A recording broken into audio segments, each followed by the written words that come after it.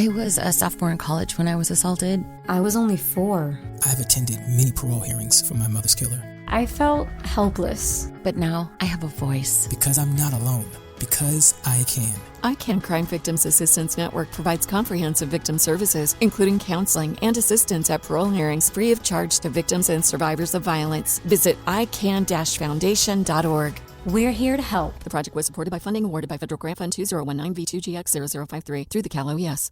Hey, Los Angeles, we have a brand new 7-Eleven in our town. Pause for celebration. Now open on 9210 South Sepulveda Boulevard. Find all the classic favorites like Big Bite hot dogs, pizza, taquitos, wings, Big Gulp, and Slurpees. You know, everything you need to get back on the go. And make sure to check out their Bigger Than Ever coffee program featuring cappuccinos, espressos, cold brew, and nitro coffee. And you can go ahead and pair that with some of the delicious fresh bakery items like cookies, croissants, and muffins. Visit our brand new 7-Eleven, now open 9210 South Sepulveda Boulevard.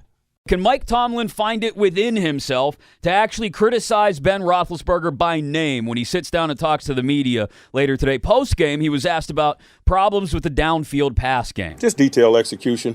And I don't say that, tongue-in-cheek, man. We need more detail in our work, and we need better understanding. We need to play faster. Those will produce the chunks that you mentioned. We're close. We had some opportunities today. We just didn't hit enough of them. Well, they had some opportunities, talking specifically, I would think, there, although, again, not by specific mention of the 2 deep balls to Juju Smith-Schuster that were overthrown off target from Ben Roethlisberger. Curious that he's had the opportunity to talk about execution and not getting things done and not mentioned Ben by name. I don't know if he'll necessarily do it. No, I shouldn't say I don't know. I can almost guarantee he won't do it today by name with Ben Roethlisberger. Yeah, I don't think. I don't think he will either.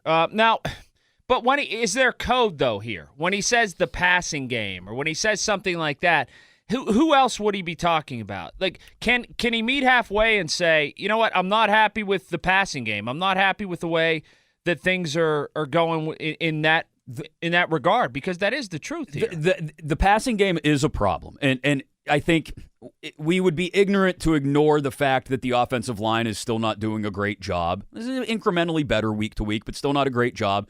And we would be ignorant to ignore the fact that they've had, up until last week's game, drops issues in the receiving game, whether it was Najee, whether it was Claypool, whoever it was. But it also doesn't absolve guys who played a better game, I thought, this past Sunday in Green Bay in the offensive line, in some of those receivers who were getting open downfield. It doesn't absolve them to throw it on just the passing game. One big blanket, one big umbrella over the passing game. That does imply that the offensive line is not getting better, that the receivers aren't doing what they're supposed to be doing, and that the quarterback is just a part of that, when we can all see that the biggest problem in the passing game and the biggest problem in the offense as a whole is the quarterback. Right. So to get to your point, though, and to get to the question, I should say, at noon today when Mike Tomlin sits there, I think that there's no way he has it in his heart to roast Ben Roethlisberger. And roast is the wrong word here, but even be highly critical of him. Look, the numbers, the regular surface stats, you look at and you go, Ben isn't playing well. We had on Brad Spielberger, Pro Football Focus, a deeper dive into the stats tells you Ben isn't playing well. Okay, the eye test, you look at it and you go, Ben isn't playing well. A fourth layer, Mike Tomlin, post-game, before he had a chance to really dive into any of that, Ben really isn't playing well, or at least was as critical as he's ever been post-game. Now he has a chance to kind of take all of that, put it into one canister, shake it up, think about it for 2 days. He has 1 of 2 ways to go, or probably 3. One staying neutral. 2, he scales back on it. 3, he steps on the gas. Stepping on the gas is the last of those 3 options for Mike Tomlin, because for some reason, the criticism that Ben Roethlisberger is to face internally from the organization will never equal what some other guys will ever meet. It isn't for some reason. And I don't understand that. I don't either. I don't want to I don't want to make the guy quit. I don't want to make the guy feel terrible. But truth is okay. Like, it's all right. It's like what we do.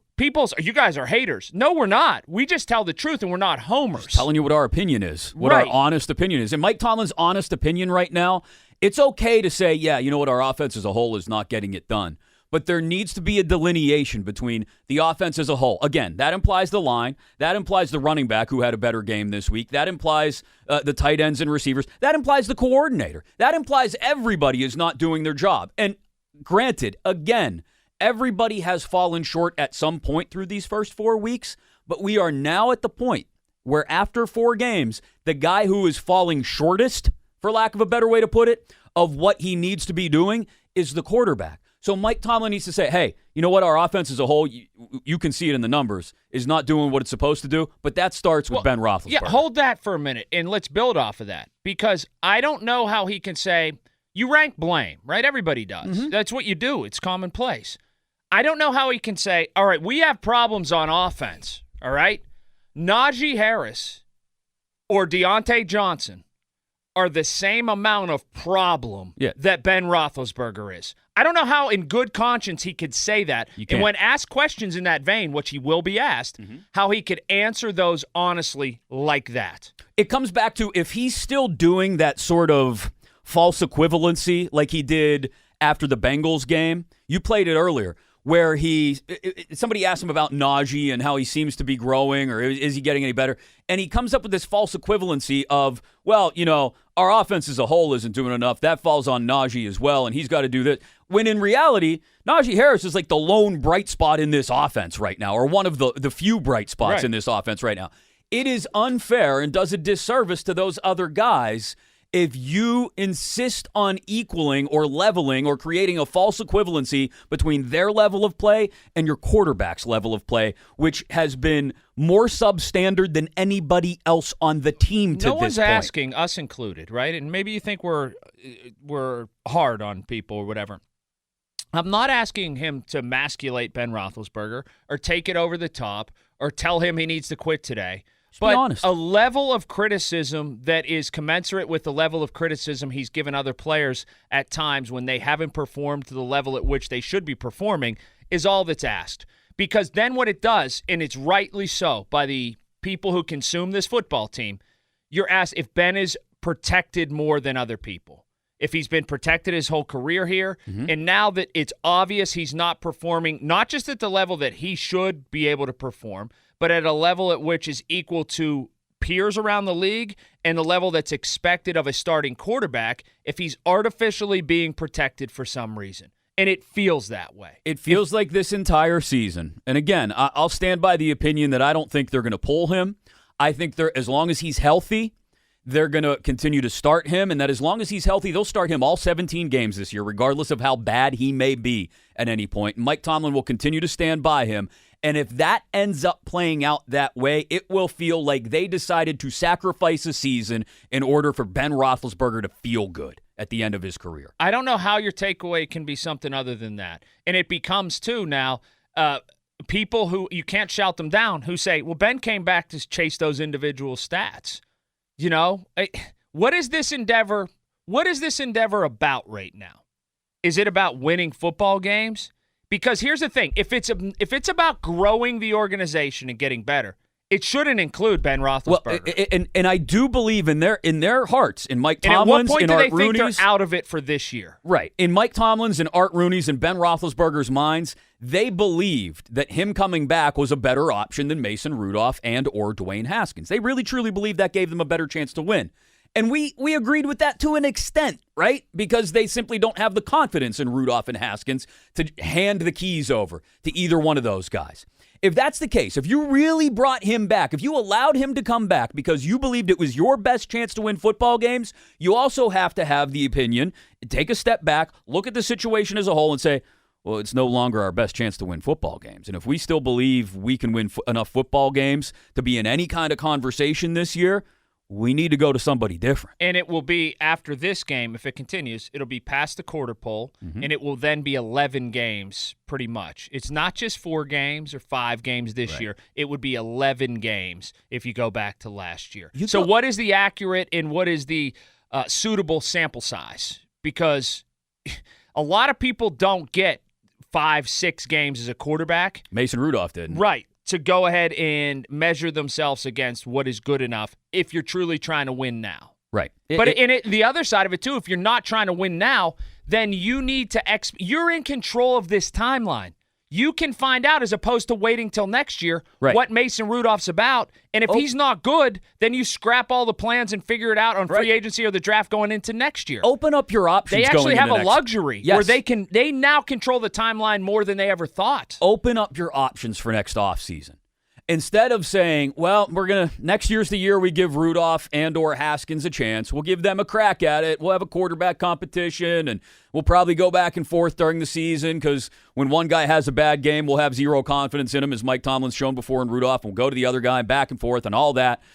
And rather than doing that next year and essentially selling another season down the river, do it now. You can see that Ben can't do it anymore. I would play Mason Rudolph until he proves as much that he can't play or that he can play. Then go with Haskins this season if he can't play. Or if neither grab a hold of the quarterback reins, then you draft, you free agent pick up a guy going into 2022. You control the timeline right now so much more than you ever thought you would, so do it. Here's a wild concept. We've seen other teams embrace this just a little bit through the first quarter of the regular season so far this year. You can use both. Right. In a Matt Canada offense, you can use both. Not on the field at the same time, but you get in a short yardage or a red zone or a goal line situation, you can put Haskins in. You can let him. Unless Rudolph takes off with the job, you toggle back and forth, much like San Francisco did for the first few weeks between Jimmy G and Trey Lance. They'll have to go to Lance solely now because Garoppolo's hurt, but the point remains the same. Or, like you said, hand the keys to Rudolph. Until he drives into a bridge abutment and absolutely wrecks the season even more so than it already is, you let him have it. And then if that happens, you turn to Haskins and let him have his crack. Are in a much better place than they would be if they were around a 500 team. They would be if they would admit it to themselves, Colin, but they won't. And Mike Tomlin will not go so far as to admit any of that today, nor anytime soon, I don't think. Keeping up with the flood of news every single day can be quite stressful. There is climate change happening. There's the pandemic, labor movements, Nicki Minaj's cousin's friend. Hi, I am Gideon Resnick, host of Crooked Media's What a Day. Each week, Travell Anderson, Priyanka Arabindi, Josie Duffy Rice, and I are going to break down the biggest news stories of the day in a way that hopefully doesn't always make you want to cry. New episodes of What a Day drop every weekday at 5 a.m. Eastern. Listen on Odyssey, Apple Podcasts, or wherever you get your podcasts. I was a sophomore in college when I was assaulted. I was only 4. I've attended many parole hearings for my mother's killer. I felt helpless. But now I have a voice. Because I'm not alone. Because I can. ICANN Crime Victims Assistance Network provides comprehensive victim services, including counseling and assistance at parole hearings free of charge to victims and survivors of violence. Visit ican-foundation.org. We're here to help. The project was supported by funding awarded by Federal Grant Fund 2019V2GX0053 through the Cal OES.